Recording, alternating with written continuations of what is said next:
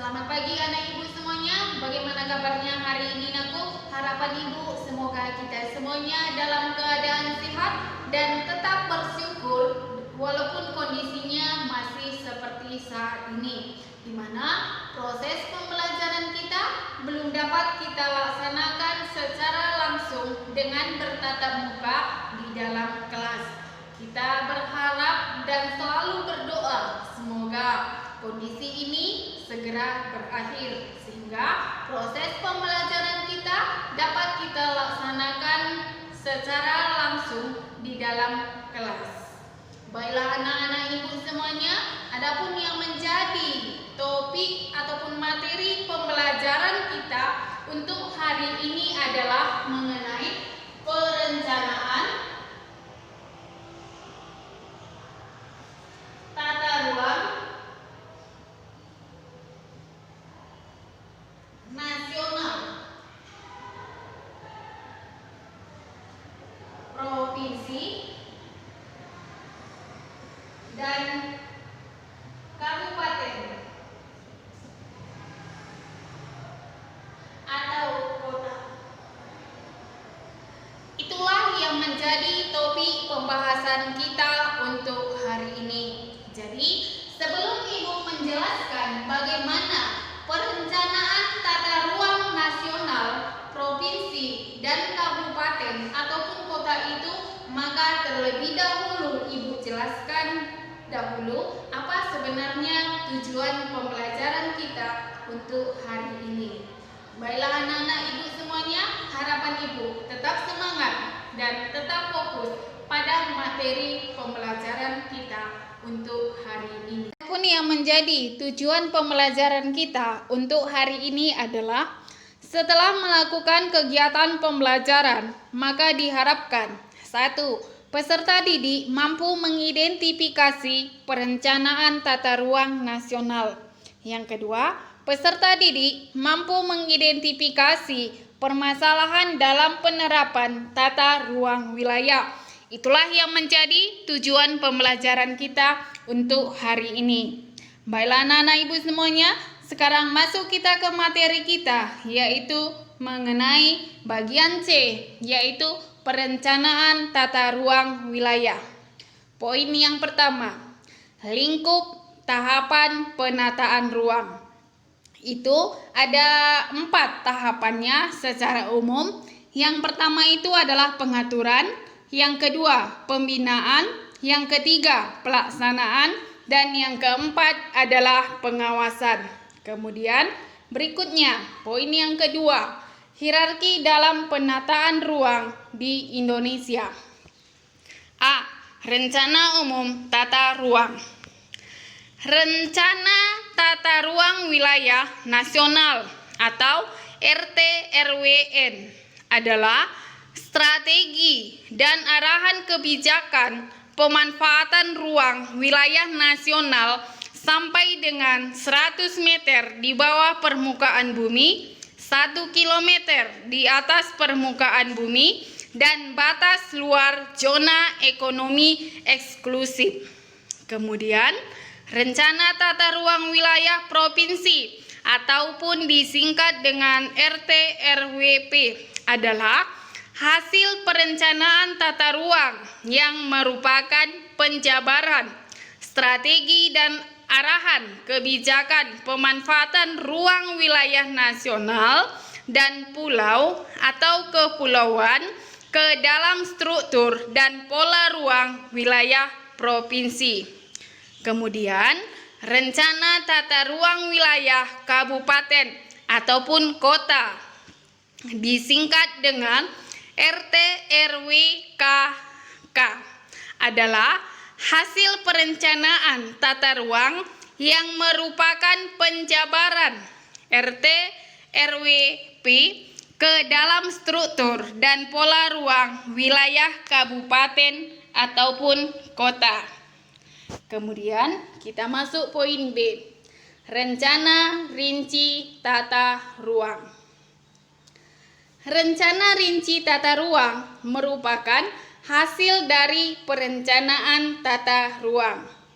Rencana rinci tata ruang merupakan operasionalisasi rencana umum tata ruang yang dalam pelaksanaannya tetap memperhatikan aspirasi masyarakat, sehingga muatan rencana masih dapat disempurnakan dengan tetap mematuhi batasan yang telah diatur dalam rencana rinci dan peraturan zonasi. Rencana rinci tata ruang disusun berdasarkan nilai strategis kawasan atau kegiatan kawasan dengan muatan substansi yang dapat mencakup hingga penetapan blok dan subblok peruntukan. Kemudian berikutnya kita masuk ke bagian D, yaitu permasalahan dalam penerapan tata ruang wilayah. Prinsip-prinsip pengembangan wilayah itu ada 5. Yang pertama, pengembangan wilayah dilakukan atas dasar karakteristik daerah yang bersangkutan, baik aspek ekonomi, sosial, budaya, dan politik. 2. Pengembangan wilayah harus dilakukan secara komprehensif dan terpadu. Yang ketiga, pengembangan wilayah mutlak harus mempunyai keterkaitan ke depan dan ke belakang secara kuat. Yang keempat, pengembangan wilayah dilaksanakan sesuai dengan prinsip otonomi dan desentralisasi. Kemudian, yang kelima, pengembangan wilayah harus berbasis pada sektor unggulan. Sekarang masuk kita ke permasalahan pengelolaan penataan ruang. Yang pertama, belum tepatnya kompetensi sumber daya manusia dalam bidang pengelolaan penataan ruang. Yang kedua, rendahnya kualitas hasil rencana tata ruang, baik disebabkan sulitnya memperoleh data dan peta dasar. Yang ketiga, belum diajukan perundangan penataan ruang sebagai payung kebijakan pemanfaatan ruang bagi semua sektor.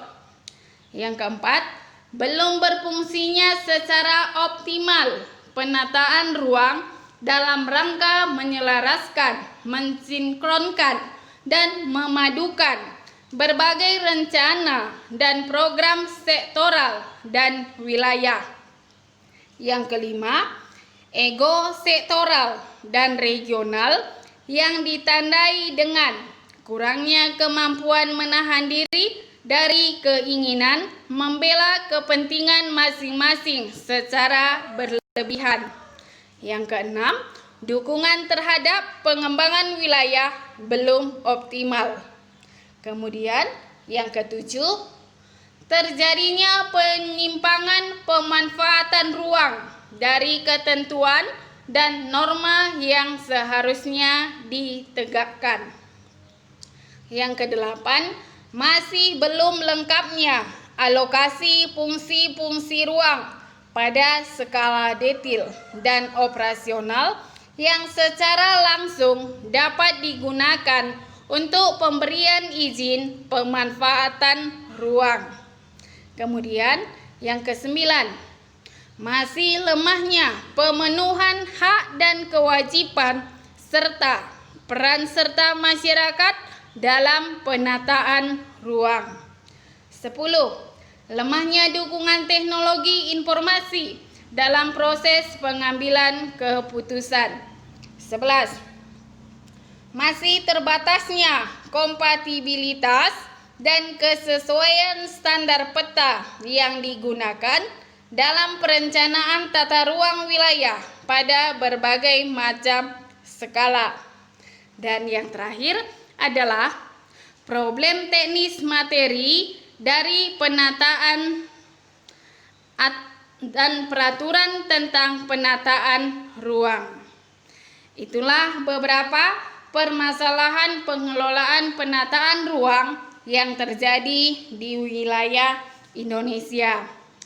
Itulah materi yang Ibu sampaikan hari ini. Semoga apa materi yang Ibu sampaikan hari ini dapat berguna bagi anak-anak Ibu semuanya.